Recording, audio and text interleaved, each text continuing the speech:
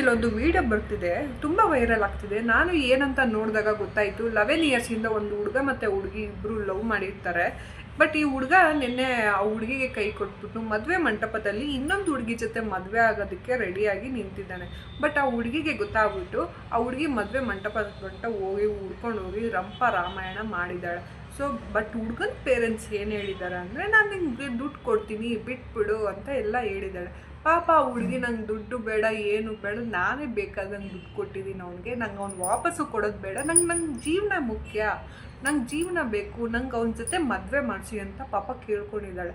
But ಅವ್ರ parents ಕೂಡ ಆ ಹುಡುಗಿ ಜೊತೆನ ನಾನು ಅವ್ರನ್ನ ಮದುವೆ ಮಾಡೋದು ಅಂತ ಹೇಳಿದ್ದಾರೆ. ಮದುವೆ ಆಗೋಕ್ಕಾಗಲ್ಲ ಅಂತ ಅಂದರೆ ಏನು ಟೈಮ್ ಪಾಸ್ ಲವ್ಗಳು ಏನಕ್ಕೆ ಮಾಡ್ತೀರಾ? ನಾಚಿಕೆ ಆಗ್ಬೇಕು ನಿನ್ನ ಜನ್ಮಗಳು.